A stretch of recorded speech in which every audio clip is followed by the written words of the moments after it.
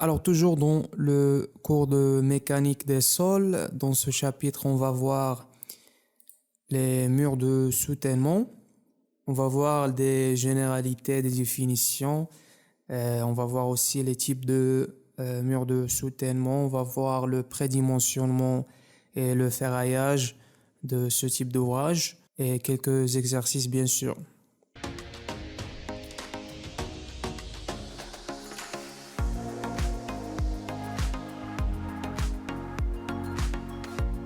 On va commencer par une petite définition. D'abord, c'est quoi le rôle d'un ouvrage de soutènement?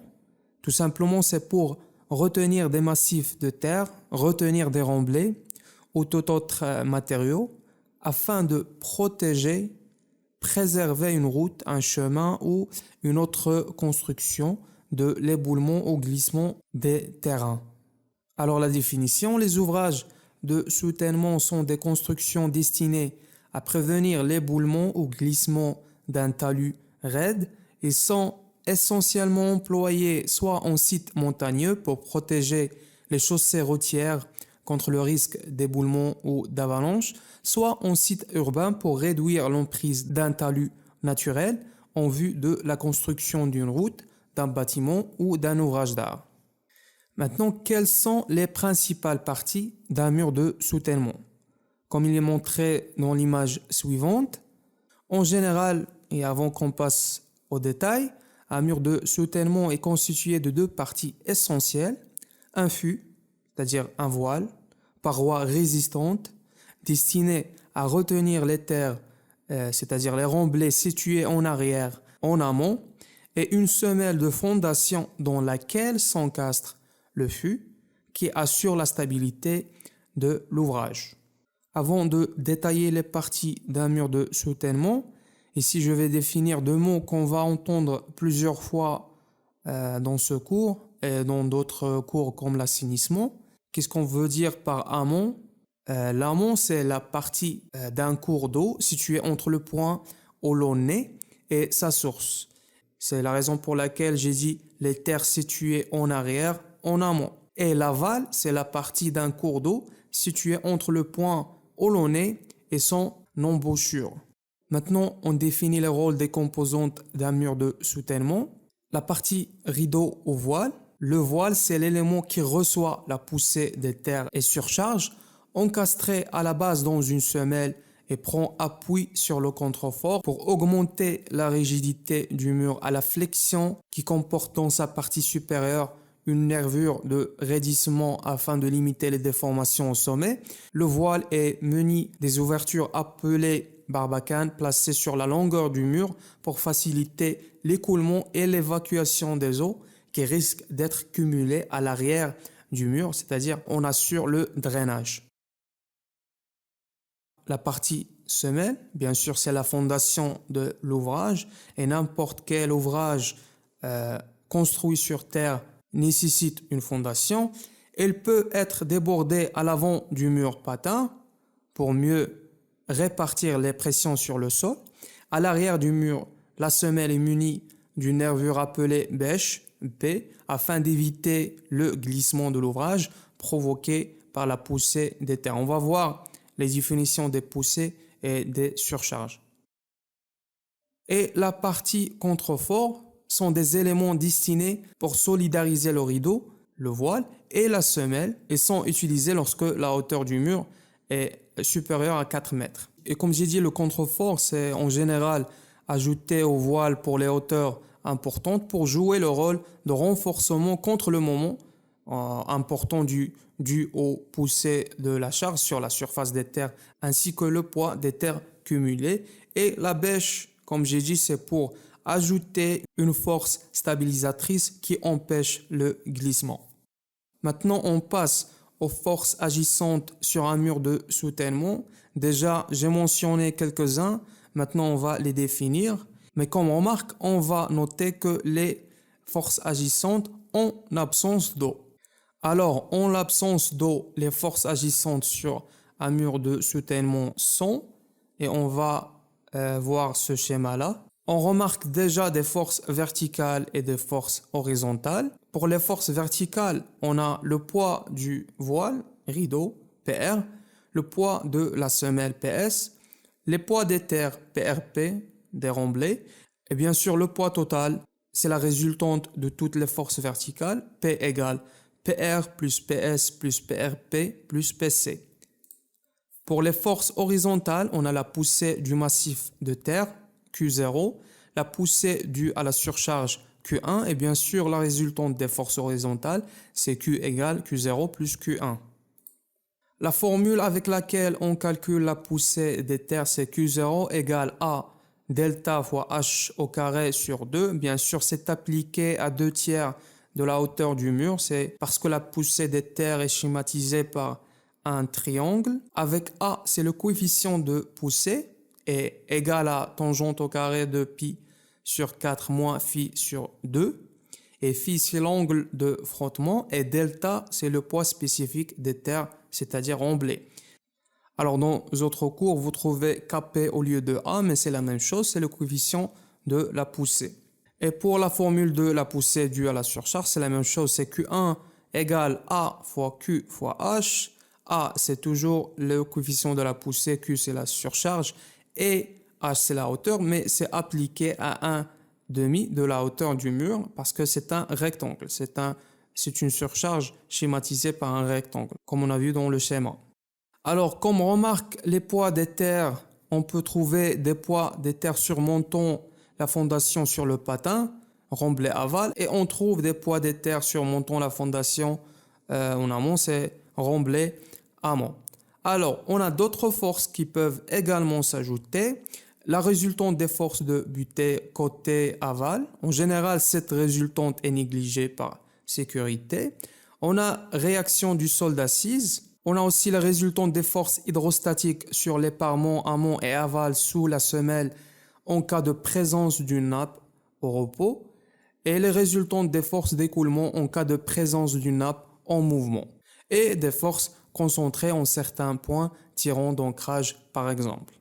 Et quelqu'un m'a demandé la nature des surcharges. Alors les charges supplémentaires peuvent provenir de divers moyens tels que la circulation automobile ou toute autre charge utile. Alors, les types des murs de soutènement. Il existe de nombreux types d'ouvrages de soutènement qui ont été conçus pour répondre aux différentes situations et se distinguent principalement par la morphologie, le mode de fonctionnement, les matériaux qui les constituent, le mode d'exécution et le domaine d'emploi, c'est-à-dire urbain, montagneux, aquatique, etc. On a les murs poids que l'on retrouve pour des ouvrages d'une hauteur inférieure à 3 mètres, le plus souvent réalisés en maçonnerie de pierre. Ils s'opposent aux efforts générés par le sol par leur poids propre. Alors, à ce qui concerne les murs poids, c'est un mur de soutènement dont la stabilité est assurée par son poids propre, tout simplement. C'est aussi un ouvrage avec une structure apparente dont le rôle est de former une masse afin de s'opposer à une forte poussée, c'est-à-dire la poussée de terre. On a ici un mur poids en pierre sèche, ici un mur formé de gabions, c'est-à-dire de cubes grillagés, emplis de blocs de carrière ou de blocs d'alluvion. Il réalise un massif de butée autodrainant en pied de glissement, de même que les massifs de butée en enrochement.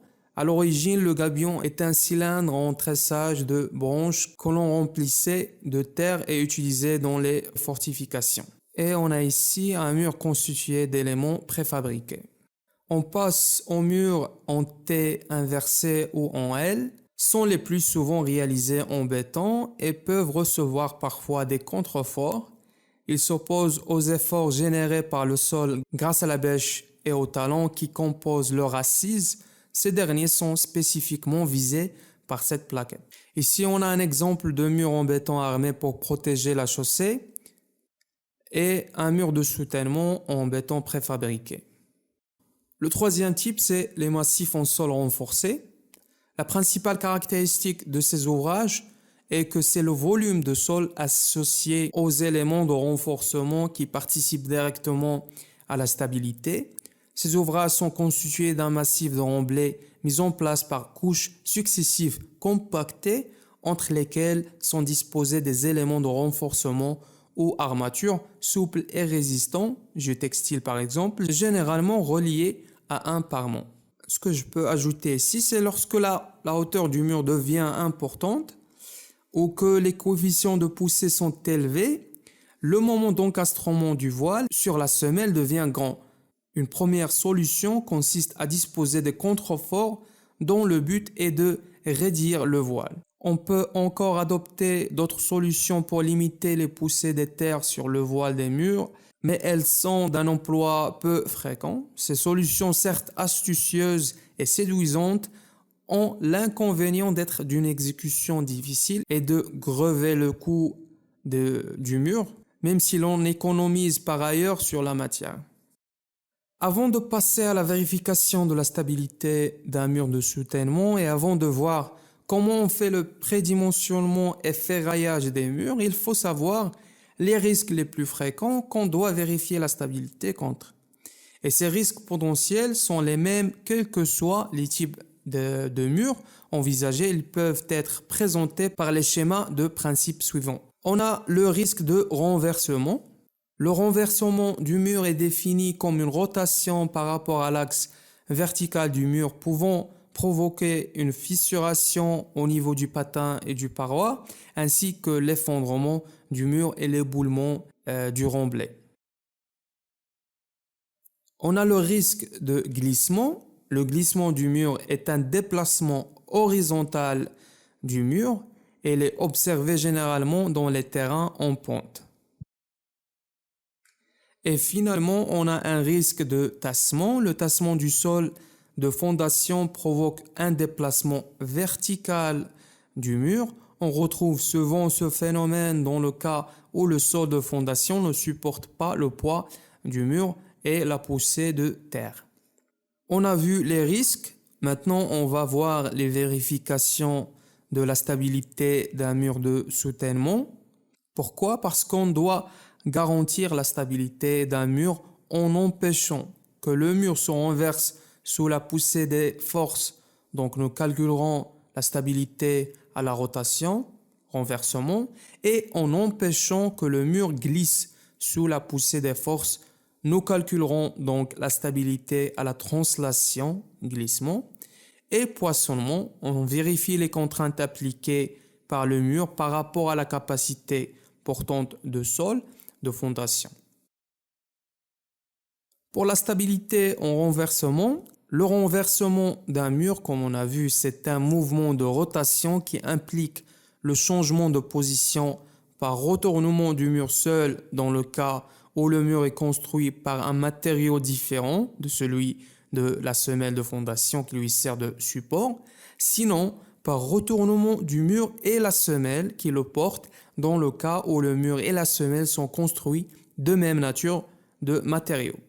Les étapes relatives à la vérification de la stabilité au renversement d'un mur, avant d'entamer les calculs de vérification, il faut d'abord commencer par l'inventaire des charges et séparer les forces stabilisatrices verticales des autres forces moteurs horizontales. C'est comme un exercice de RTM. On commence d'abord par l'inventaire des forces.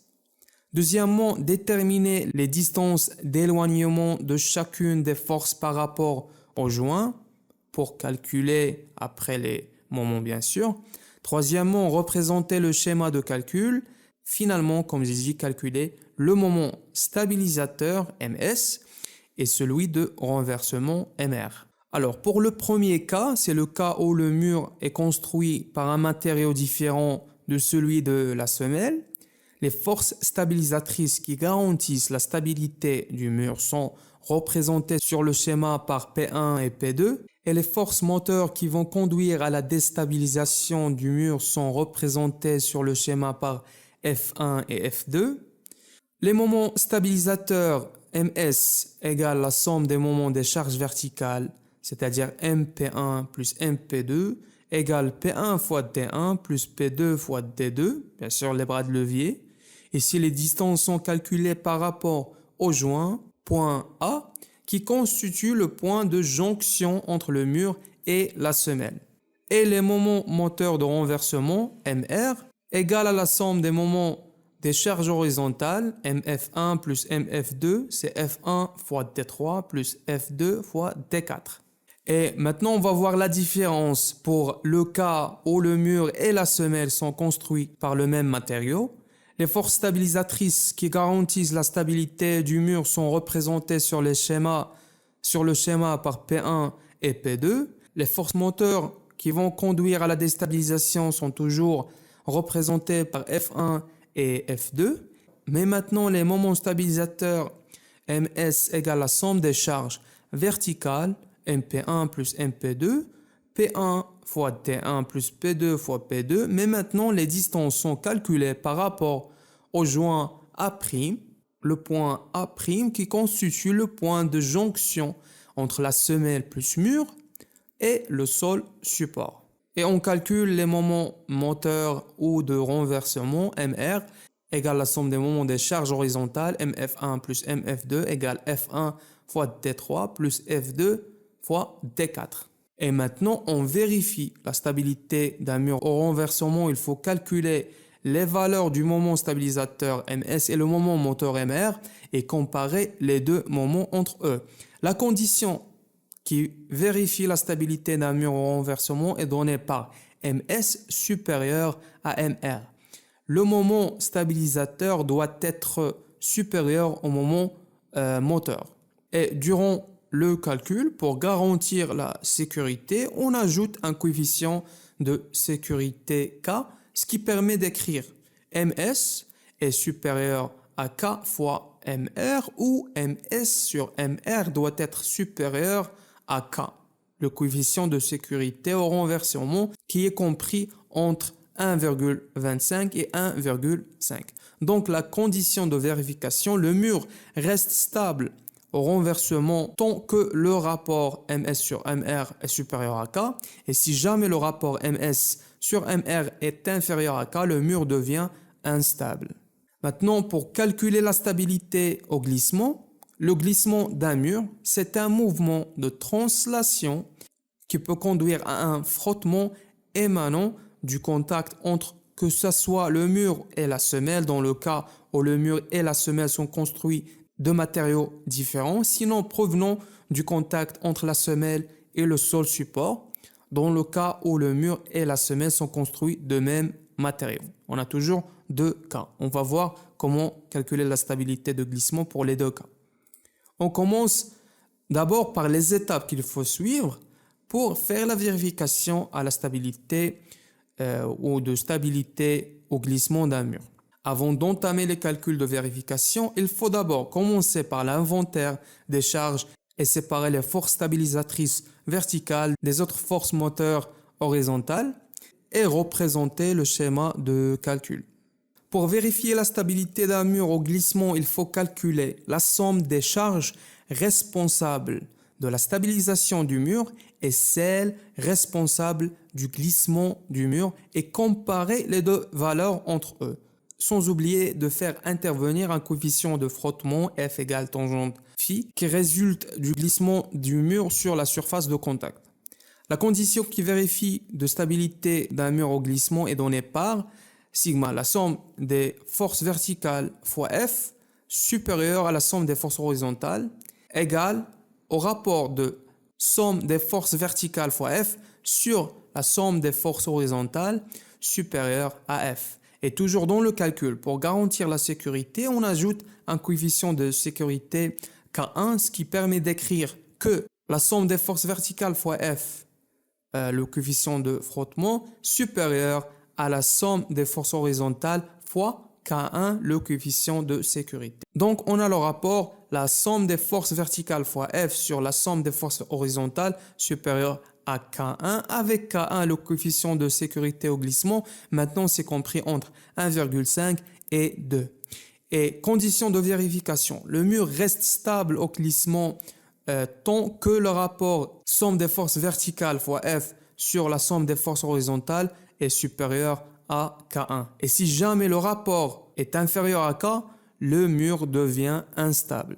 La démonstration de formules de vérification de la stabilité au glissement, on a le schéma suivant. On a le poids de mur, on a R, réaction du support du mur.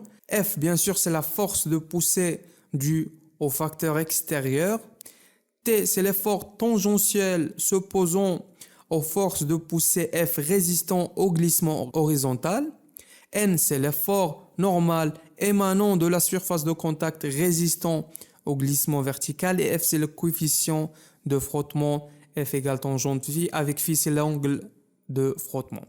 Pour que le mur soit stable au glissement, il faut que, logiquement, P soit supérieur à F, force stabilisatrice contre une force moteur, et T supérieur à F. L'effort tangentiel qui s'oppose aux forces de poussée, bien sûr, doit être supérieur à cette force de poussée. D'après la condition d'équilibre statique qu'on a, on peut écrire d'après le schéma que P égale à N, c'est la statique. Et en utilisant le schéma, on peut écrire également que tangente phi égale T sur N, la tangente. On peut ainsi déduire que T égale N fois tangente phi. À partir de l'inégalité T supérieur à F, on peut écrire que N tangente phi est supérieur à F. Or, P égale à N et F égale tangente phi, donc P fois le coefficient de frottement est supérieur à F, la force de poussée due au facteur extérieur. Et la conclusion, on peut écrire que la somme des forces verticales fois F, le coefficient de frottement, est supérieure à la somme des forces horizontales fois K1. Ici, on a un tableau qui rassemble les coefficients de frottement aussi bien que des angles de frottement pour certaines natures de matériaux. On a F et phi pour des fondations sur rocher, sur gravier, sol naturel sec, sur argile sèche, sur sable et sur argile humide. Alors, pour la stabilité au poinçonnement, le mur peut poinçonner par un excès de charge verticale. La conception de la semelle du mur doit tenir compte de ce risque d'instabilité. Alors, la stabilité au poinçonnement consiste à vérifier qu'on l'on se trouve suffisamment loin des conditions de rupture du sol de fondation. Dans son principe, sa justification consiste à vérifier que la contrainte normale appliquée au sol de fondation reste inférieure à une fraction de la contrainte de rupture du sol. On calcule d'abord sigma max pour assurer la résistance de sol. Sigma max, c'est N sur P fois 1 plus 6E sur B doit être inférieur à sigma admissible du sol. Ici, on a la contrainte schématisée. Et sigma min, on calcule sigma min pour éviter le soulèvement de la semelle. Avec sigma min, c'est N sur B fois 1 moins 6 fois E sur B. Et ça doit être supérieur ou égal à 0. B, c'est la largeur de la semelle. E, c'est l'excentricité. Sigma max, sigma min, la contrainte maximale et minimale en aval et en amont respectivement. Et sigma admissible, bien sûr, c'est la contrainte admissible de sol. Pour que sigma min est supérieur ou égal à 0, il faut que E est situé au tiers médian de la semelle, donc E inférieur ou égal à B sur 6. Et E égale B sur 2 moins MS moins MR sur la somme des FV. Maintenant, on va voir des exercices d'application où on va calculer la stabilité au renversement et au glissement et au poinçonnement avant de passer au dimensionnement, prédimensionnement et ferraillage des murs de soutènement.